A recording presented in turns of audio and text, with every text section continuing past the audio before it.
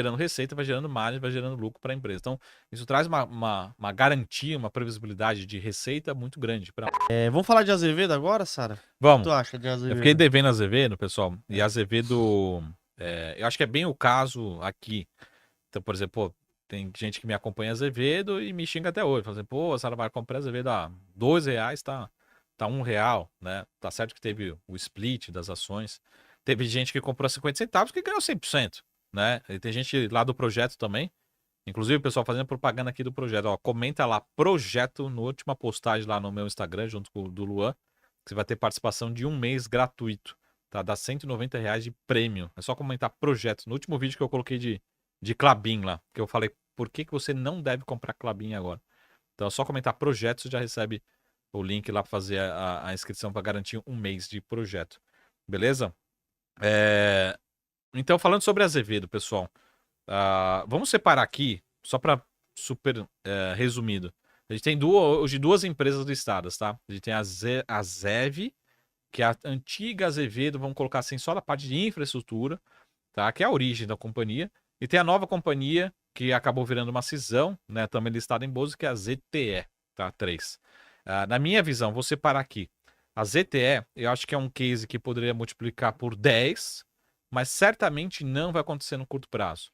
Porque é uma companhia que tem toda uma curva de ramp-up, né? Então, novos investimentos, capex para fazer.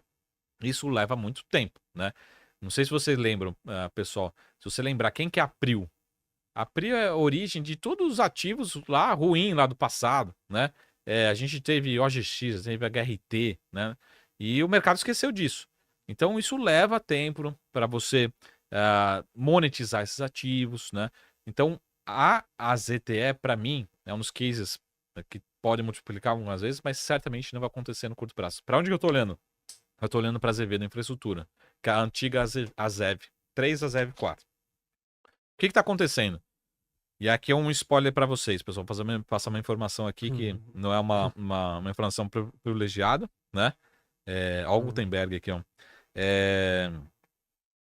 Uma informação, não é uma informação privilegiada porque é uma informação pública, mas ela não se tornou oficial ainda. E eu já explico. O que acontece? A Zev Infra, ela tem o que a gente chama um backlog gigantesco, né? O que é o backlog gigantesco? Né? Ela tem um potencial de transformar tudo isso em carteiras de pedido, né? Bilionário, tá? Só que isso não está sendo faturado ainda, e isso não se transformou em contratos ainda, tá? E aí o que acontece? Isso aí foi uma feliz coincidência nossa também, né? Que eu comecei a ver o papel, falei, pô, o papel tá exagerado o movimento. E aí até o pessoal que gosta de Azevedo me manda, né, nos grupos, ou me manda lá no WhatsApp, me manda no Telegram, manda no Instagram. E aí eu nem estava acompanhando de perto, né? Teve uma licitação da Petrobras, né? E tem uma empresa que a Azevedo comprou lá atrás, que é uma empresa que ela é fornecedora da Petrobras, principalmente ali para construção, manutenção, né? De plataformas, de refinarias e tal. E aí teve uma mega licitação, né? Para continuar, né? Um ativo, né, um polo petroquímico da Petrobras, né? E era uma licitação bilionária, né? Essa licitação. E aí, se você olhar, você tem que entrar num site super específico lá de petróleo e tal. Lá já tem os vencedores, né?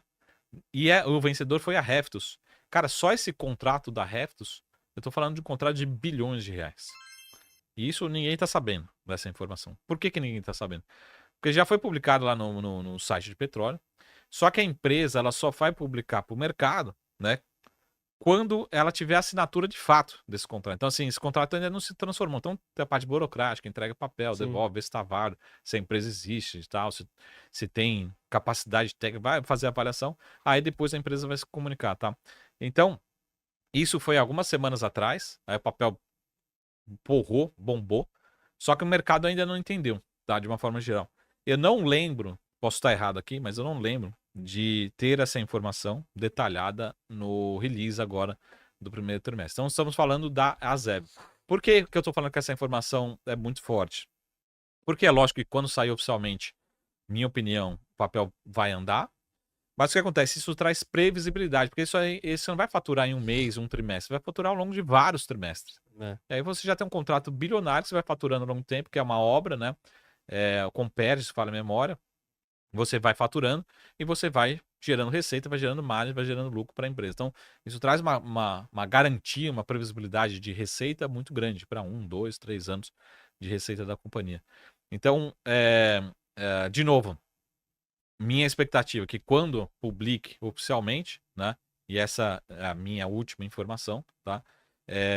Aí a gente pode ter de novo um novo patamar das ações. Estou falando das AZEV4, da ZV, não estou falando da ZTE. A ZTE, acho que segue com todo o seu planejamento, pode multiplicar algumas vezes, vai ter uma série de desafios que acho que é um case para longo prazo. A ZTE, então, tem que... Tá quanto que tá a ação? Acho que eu não vou falar o número certinho, se eu conseguir confirmar para mim, porque elas são bem voláteis e estamos falando da ZEV. Pessoal que está aqui no chat, vê se faltou... a ZTE, ó, tá 75 centavos. A ZTE Energia. E a ZEV tá quanto? É engraçado que, pessoal, até vou passar uma visão aqui. Na minha opinião, pessoal, as duas empresas, as duas ações em bolsa não deveriam se descolar completamente, porque são cases completamente diferentes daqui para frente, né? Ó, a ZV tá 86 centavos. 86, Então é isso daí. Então são ações abaixo de R$1, que tem o seu risco, né, Sara? É sempre bom avisar pro pessoal. Tem sempre o seu risco. Risco tudo tem, né? Assim, eu sempre falo assim, pô, o cara que acompanha o tubo aqui já deveria, primeiro passo, entender que renda variável, ela costuma variar, né?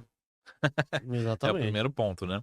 Então, risco sempre tem, né? Eu acho que o primeiro ponto é quando você assina lá na corretora, lá, o Suitabit, o famoso Suitabit, você está comprando ações todas, você está sabendo o risco todo, né? Então, a primeira coisa é o risco. Saber o risco. Agora, sim, a gente pegou uma pernada na ZEV, tem uns 20 dias atrás, teve gente que colocou 40% no bolso em uma semana. Rápido.